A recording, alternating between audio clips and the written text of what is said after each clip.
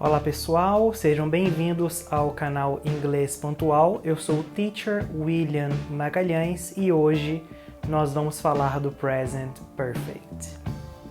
Vamos começar com a semântica do Present Perfect. O que é a semântica? É o significado que o Present Perfect tem na gramática, tá bom? Por quê?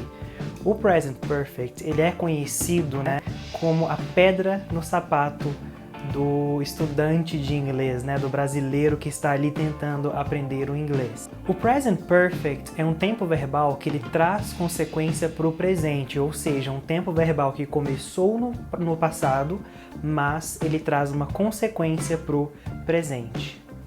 Então, como vocês estão vendo aí na imagem, vocês estão vendo o quê? Uma ação que começou ali no passado e tem uma setinha se remetendo ao presente. Porque logo à frente nós vamos comparar o Present Perfect com o Simple Past, que muita gente tem dúvida disso. Por exemplo, então, comparando o Simple Past, que é essa primeira frase em vermelho, com o Present Perfect, que está em azul. I lost my keys, ou seja, eu perdi as minhas chaves. E no Present Perfect, I have lost my keys, que traduzindo também significa eu perdi as minhas chaves. Então, professor, qual utilizar? Qual contexto eu vou utilizar? Pessoal, é simples. No Simple Past é uma ação que aconteceu no passado e foi enterrada lá. Não traz consequência alguma para o presente. Já o Present Perfect, que é uma ação que aconteceu no passado e traz uma consequência para o presente, significa que o quê?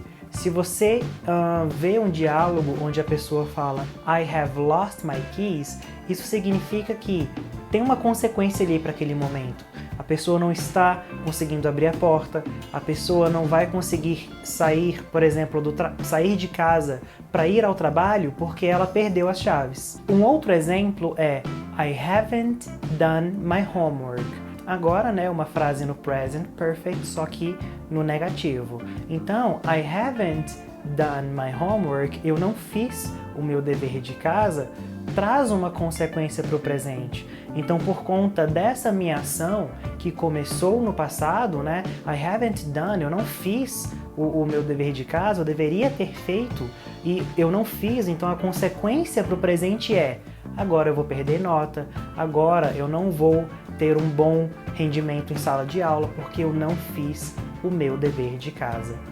Vamos agora falar sobre a sintaxe do Present Perfect. A sintaxe nada mais, nada menos é a gramática em si, tá? Os elementos gramaticais deste tempo verbal. A sintaxe ela é bem simples. Precisamos colocar o sujeito ou então um pronome, tá bom? Professor, pronome sujeito não entendo. Simples. Pronomes I, you, he, she, it, we, you, they. E aí os sujeitos são sujeitos, gente. My book é um sujeito, Larissa é um sujeito, my mother é um sujeito, Pedro é um sujeito, Paulo é um sujeito, Angelina é um sujeito, Angelina and I é um sujeito também. Depois do sujeito precisamos colocar o have ou então has.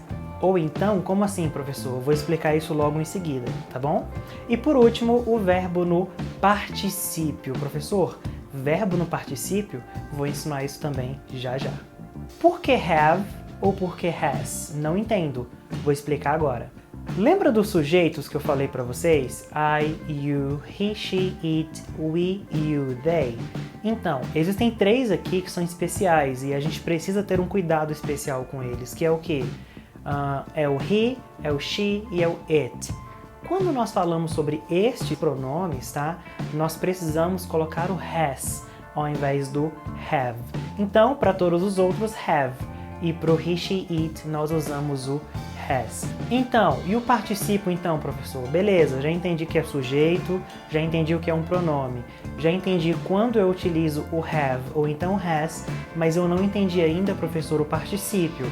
Muito fácil, pessoal.